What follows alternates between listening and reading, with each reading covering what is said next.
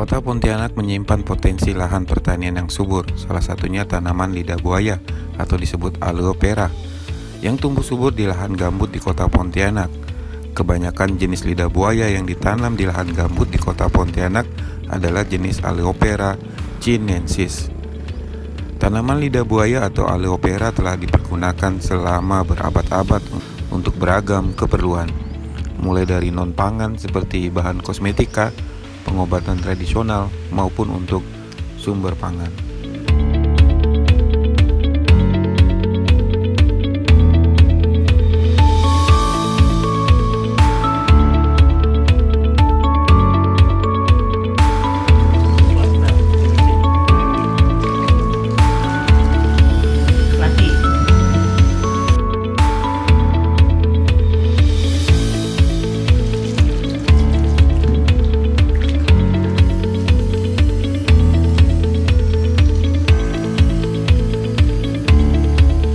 Lidah buaya yang telah diolah menjadi beragam produk ini bisa dikonsumsi di segala usia, mulai anak-anak hingga orang tua.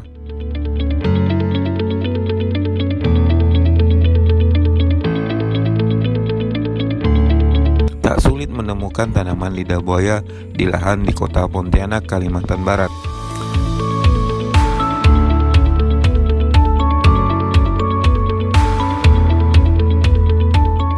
Salah satu pengolahan pemanfaatan lidah buaya untuk sumber pangan atau minuman adalah Aisun Pera. Sunani adalah tokoh wira swasta perempuan asal Pontianak yang berhasil mengolah lidah buaya menjadi beragam produk makanan dan minuman.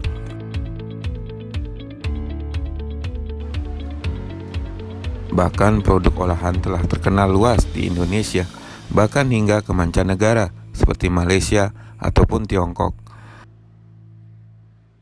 Pemasaran selain secara konvensional di outlet-outlet juga dilakukan secara online.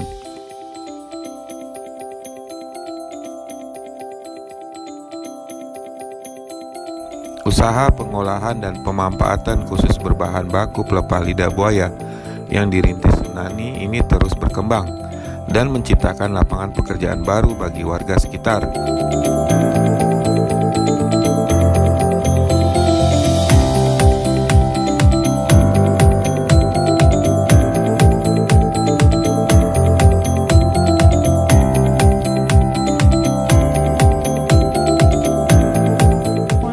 Usaha Aisun Vera ini dari 2004. Kenapa saya milih aloe vera? Karena pada waktu itu aloe vera nggak ada peminatnya.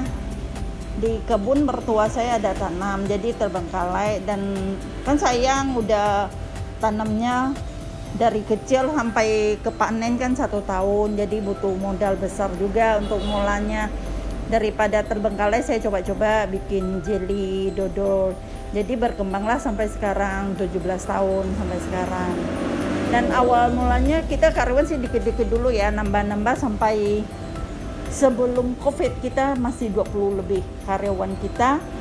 Dan kalau sekarang sih hanya tinggal 9. Karena pandemi kemarin kita nggak kerja juga, sampai 3 bulan kita nggak buka di awal-awal pandemi. Ini udah hampir 2 tahun. Jadi kita mulai kembalinya tuh benar-benar jalannya tuh bulan Oktober kemarin. Jadi 1,5 tahun tuh memang vakum. Ada pun hanya dikit. Bikin, ngolah, belum tentu ada yang beli, taruh kan. Toko kan nggak buka juga. Jadi kita lewatin itu memang benar-benar sulit banget. Jadi sekarang agak ada, tapi kan tetap kita harus nggak bisa kayak dulu. Dulu kita bisa seton sehari, sekarang paling berapa kilo? Puluhan kilo aja, paling tinggal 30%-nya dari dulu. Tapi kita tetap bersyukur kita masih bekerja, anak-anak masih bisa bekerja gitu lah. Sedangkan banyak UKM yang udah nggak ada lagi, nggak bisa kerja lagi. Banyak yang udah ada teman-teman yang nitip di galeri kita juga nggak bisa lanjut lagi usahanya. Jadi kita hanya siasatinnya dengan apa yang kita dapat hari ini dari penjualan kita, ya kita beliin bahan lagi, kita ngolah lagi untuk dijual lagi. Jadi betul-betul yang penting aja kita beli. Yang nggak penting atau masih bisa ditahan dulu. Jadi kita strateginya ya pandai-pandai ngolah dari penjualan kita itu. Karena sekarang sama dulu tuh bedanya jauh banget. Kalau dulu sebelum pandemi kita tiap hari bisa produksi tiap hari ya. Kalau sekarang kan enggak. Paling seminggu 3 kali produksi dengan hanya 30% dari yang dulu, yang 2 tonan. Jadi kalau sekarang stok barang pun kita nggak bisa banyak. Nggak ada stok deh hitungannya. Pagi produksi, sore atau besok udah keluar. Biasanya produksinya keluar lagi. Jadi gitu aja. Kalau dulu kita bisa stok jelly sampai 1 tonan bisa untuk lebaran ini kan, apa kan. Jadi kita bisa stok. Kalau sekarang orang pesan harus nunggu. Jadi harus kita kerjakan dulu. Karena bukan nggak berani stok kayak awal-awal pandemi. Kita kan banyak stok nih. Kita kan nggak tahu mau pandemi. Stok karena mau cap gome kan biasa rame. Mau lebaran. Stok barang banyak. Pas pandemi kita tutup 3 bulan. Barang kebuang banyak. 1 keranjang besar, 1 keranjang besar itu kerugiannya luar biasa. Habis pandemi new normal kan orang toko lele udah buka. Kita pun buka, tamu sih belum ada ya, tapi kan kita harus terima returan barang dari toko-toko. Itu luar biasa, kurang lebih kita kerugian awal-awal pandemi hampir 200 juta. Kerugian buang, returan kan semua harus dibuang. Orang returan kita nggak bisa nyimpan lagi barang, nggak bisa dimakan, nggak bisa diolah lagi, nggak kebuang. Itu pun dialami semua UKM pasti. Nah, dari itulah, jadi kita gak berani stok barang dan modal pun udah habis ke situnya. Yang awal kami ada rencana untuk rehab tempat produksi, untuk rehab galeri. Jadi nggak bisa uang itu kepakai untuk yang pandemi ini, kerugian ini. Jadi ya udahlah sementara gitu dulu. Nanti kalau ada rezeki lagi baru kita rehab lagi, renovasi lagi. Jadi memang susah ya pandemi ini, semua kena. Semua bidang usaha kena. Jadi pandai-pandai kita siasatin aja sekarangnya. Kalau enggak ya kita enggak akan bisa lewatin. Itu yang 20 orang yang awalnya sudah bekerja berkurang sampai 9 itu karena pandemi juga ya? Karena pandemi. Malah kita tiap tahun biasa kita ada terima anak magang sampai puluhan orang. Sekarang enggak bisa. Pandemi mereka minta, Bu, kami dari sekolah kami, dari kampus kami mau magang lagi. Bukan nggak berani terima, nggak ada kerjaan juga. Nggak ada produksi juga. Nggak ada produksi. Kita kan utamakan karyawan tetap dulu ini. Daripada kita ambil mahasiswa atau ini, nggak ada. Kasian juga mereka dari jauh. Bisa dari jauh juga, jadi mereka harus ngekos, apa kasihan. Daripada nggak ada kegiatan, nggak ada pelajaran yang bisa mereka dapatkan. Bagus nggak usah dulu, dan kita pun jaga untuk keamanan kita sendiri, anak-anak yang kerja. Ini memang itu kita jaga banget. Ini udah 17 tahun sekarang dengan kondisi pandemi saat ini, bagaimana penurunan omset atau penurunan mulai bangkit kembali itu kapan itu? Bulan Oktober kemarin dari pandemi ya, 1,5 tahun baru bangkit lagi itu.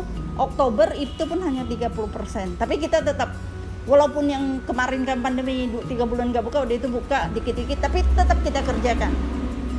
Ini Oktober udah mulai ada sedikit. Iya, agak membaik. Walaupun belum ada tamu dari luar ya. Iya. Kalau kita kan biasa tamu dari luar banyak. Udah itu kita kirim ke toko oleh. Kalau toko oleh nggak ada tamu ya sama juga. Kita pun kirim ke sana juga barangnya, toko oleh. Jadi belum ada tamu yang skala besar. Ada tamu yang dikit-dikit aja, yang kecil, skala kecil. Nah, jadi memang perbedaannya jauh banget. Ini kan mendekati puasa, mendekati Imlek, mendekati Cap Gome, ini gimana? Ada peningkatan produksi, ada pengaruh nggak nih? Produksi kau ini tetap kita produksi agak banyak ya dibanding kemarin-kemarin, karena kita rendah stok untuk Lebaran. Puasa nanti kan tetap lebih ramai. Mudah-mudahan pandemi cepat selesai, yang varian baru ini nggak dah. Biar kita semua bisa kerja kembali. Itu aja harapan kita. Dan sekarang sih memang ada peningkatan, memang produksi lebih ditingkatkan. Cuma setiap hari bisa produksi sekarang, cuma nggak banyak dan kita nggak bisa sekaligus produksi ini semua gitu. Jadi dibagi per hari ini produksi apa sama apa, besoknya apa sama apa. Karena karyawan berkurang kan, otomatis nggak bisa semua produksi. Ya, kalau dengan karyawan yang berkurang ini siasatnya kan tentu kerjanya memang ketika ada permintaan tinggi ada penambahan nggak nanti? Kalau untuk sekarang belum bisa. Kita nggak berani karena nanti kita nambah karena kondisi ini belum stabil ya. Nanti kita nambah. Kalau ya stabil enak. Kalau enggak, kita masa ngurangin lagi, kasihan dong. Nah, jadi kita yang turun tangan kerja, bantu. Iya, jadi sekarang semua kegiatan di luar saya sementara nggak ikut. Walaupun kegiatan kelompok lain saya nggak ikut, karena saya ingin usaha ini maju, baik kembali dulu. Jadi saya bantu kerja, kita bantu kerja semua.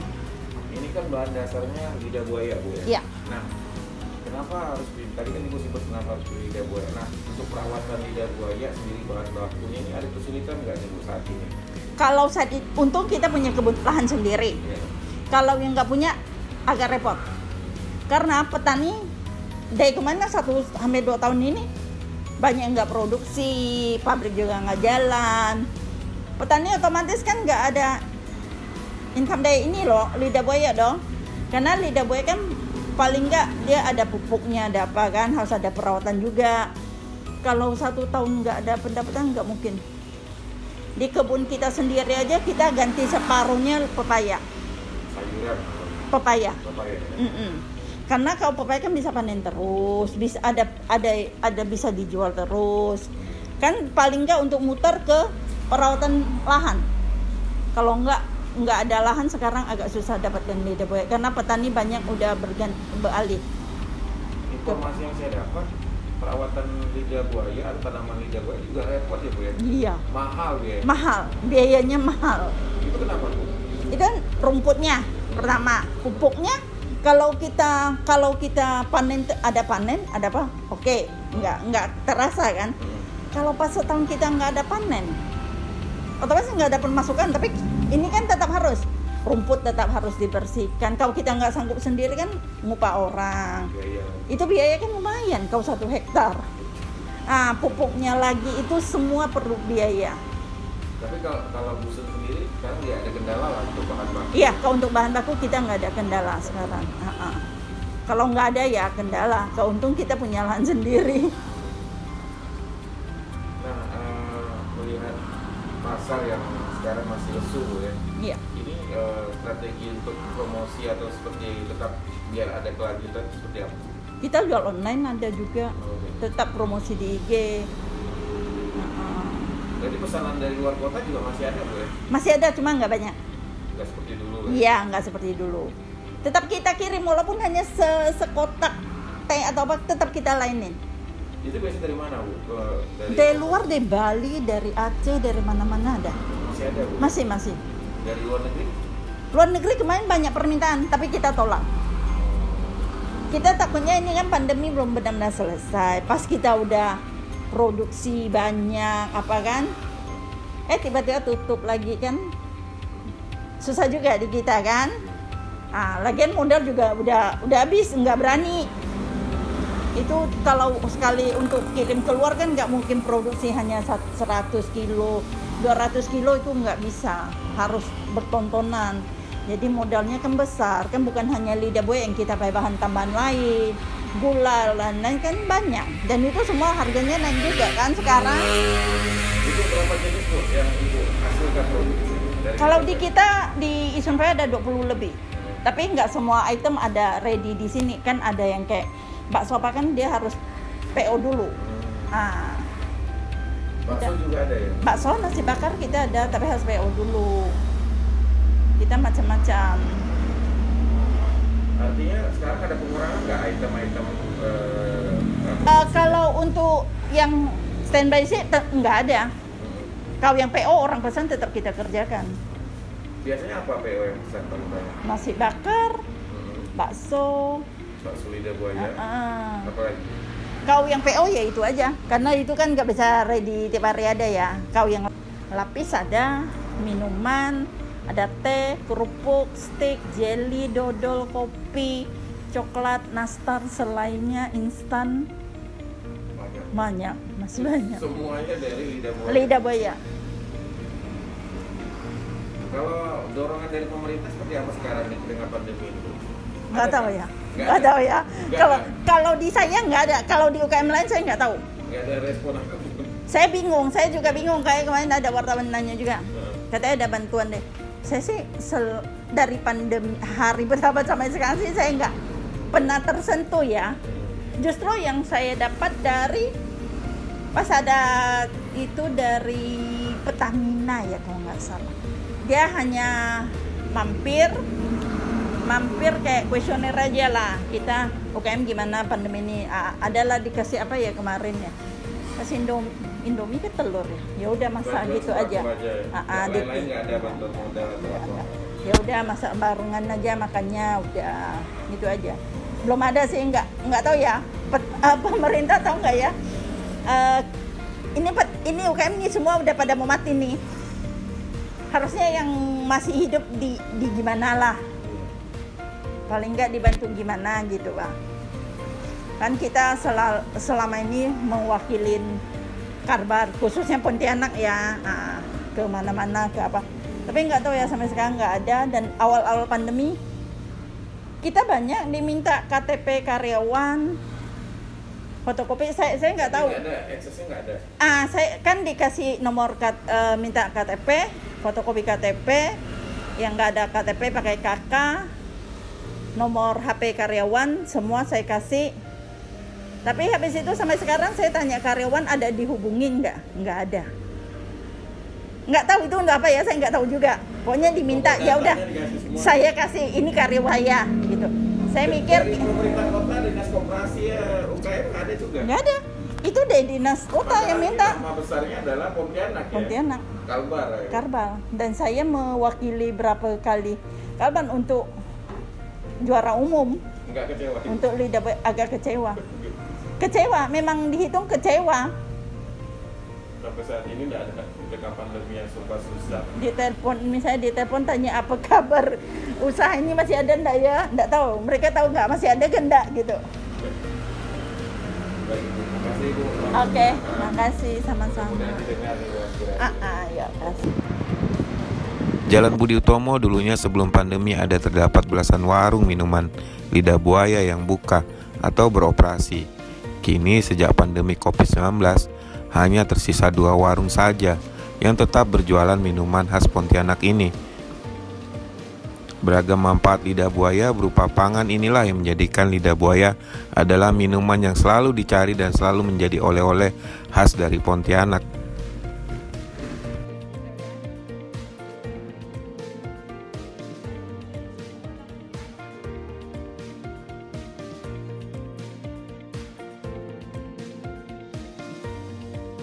Gambut yang memiliki keasaman tinggi biasanya diolah lebih dahulu dengan cara dibakar.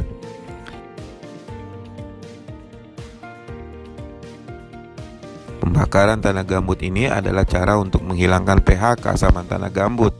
Lahan gambut yang dulunya kurang produktif kini sangat cocok ditanami lidah buaya.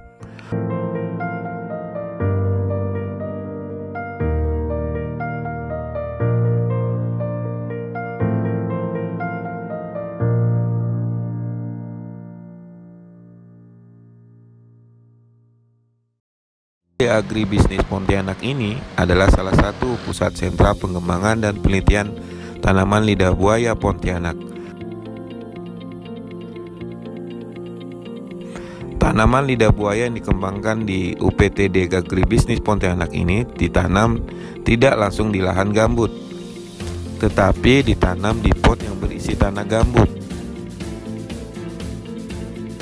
Ada sekitar ratusan pot berisi tanaman lidah buaya. Lidah buaya menjadi ikon pangan kota Pontianak. Beragam produk pangan dihasilkan dari olahan lidah buaya. Kandungan nutrisi dalam pelepah lidah buaya ini dapat menjadi vitamin, mineral, enzim, serta asam amino, sangat baik untuk tubuh.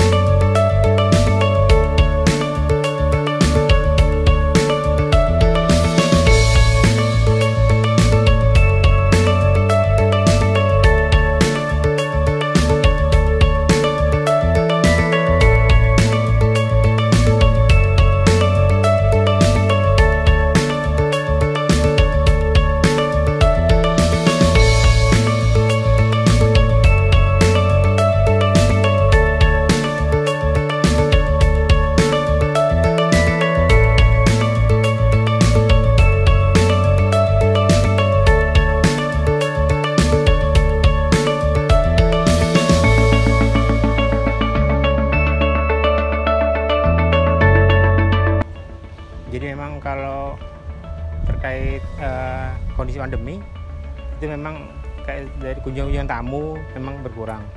Ya, terus kemudian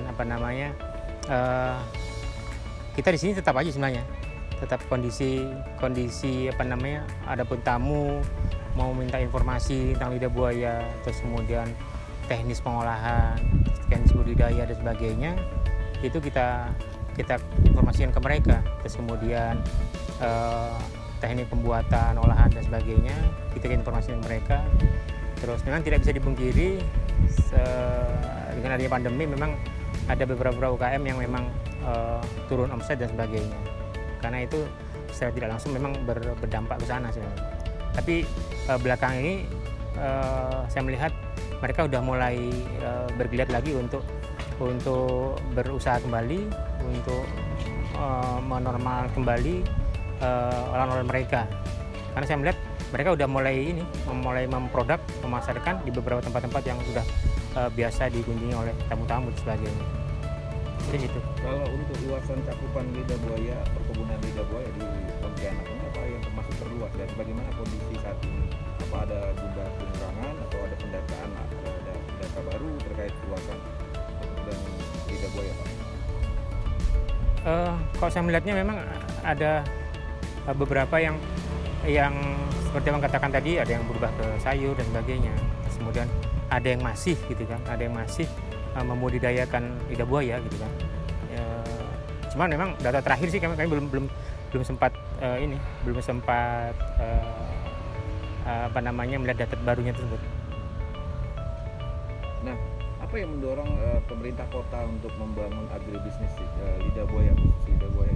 Apa yang mendorong? Apa karena memang ini sudah lebih dulu digelorkan oleh para petani atau memang ini sudah dilakukan penelitian manfaat-manfaat dari lidah buaya sendiri sehingga ini menjadi salah satu komoditi unggulan di Pontianak? Tak dulu.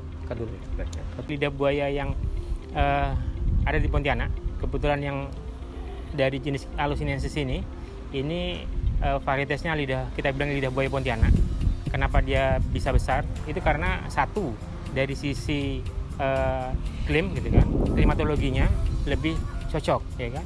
Kemudian satu dari sisi tanah gitu kan, lebih cocok juga karena kebetulan dia tumbuh bagus, tumbuh subur, berkembang itu di tanah gambut gitu.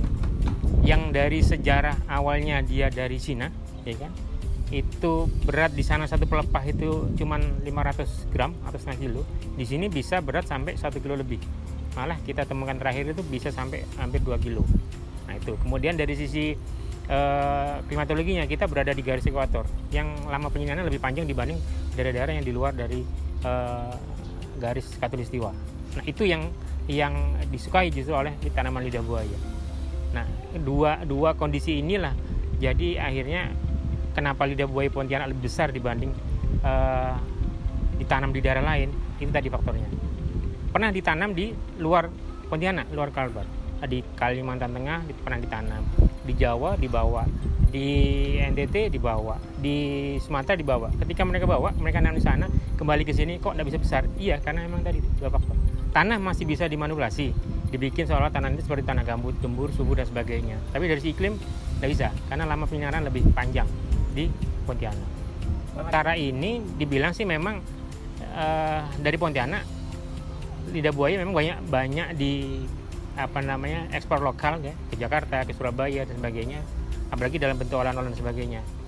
Nah, kalau saya bilang misalnya iya gitu kan, ya karena buktinya mereka dari sini udah membawa itu ke Jakarta, Surabaya, di sana diolah untuk jadikan olahan-olahan lidah buaya.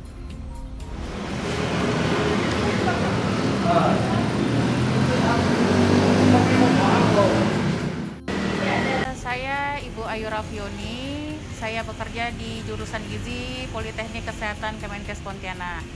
Hari ini saya datang ke San Aloe Vera yang merupakan salah satu sentra penjualan hasil olahan dari lidah buaya. Tujuan saya pembelian ini kebetulan kami kedatangan tamu dari Siameo Rekfon. Jadi kami mencoba menghidangkan salah satu pangan khas Kalimantan Barat. Nah, salah satu panganan khas Kalimantan Barat yang terkenal itu adalah salah satunya lidah buaya. Nah, lidah buaya ini sebenarnya pangan lokal yang perlu diangkat karena selain dia merupakan ciri khas dari Provinsi Kalimantan Barat, dia juga memiliki kandungan zat gizi yang bagus ya, ada kandungan serat, ada kandungan vitamin dan mineral sehingga sangat baik untuk kesehatan kita seperti itu. Jadi dengan adanya tadi menyajikan tadi yang saya pilih itu adalah minuman khas lidah buaya. Semoga nanti ketika penyajiannya, kebetulan orang Siameo Fun ini adalah orang-orang tamu kami dari Jakarta, semoga mereka menyukai dan mungkin nanti bisa dijadikan salah satu buah tangan atau oleh-oleh yang dapat dibawa ke Jakarta. Itu aja. Apa saja yang Ibu ketahui tentang olahan lidah buaya ada di Pontianak? Nah, olahan lidah buaya yang saya tahu, yang biasa saya lihat karena kita bisa juga biasanya bawa tamu itu adalah dodol lidah buaya, kerupuk lidah buaya, manisan lidah buaya, minuman lidah buaya. Nah, seperti itu sih olahan-olahannya. Kebetulan kami di jurusan gizi juga ada beberapa produk yang kami coba kembangkan.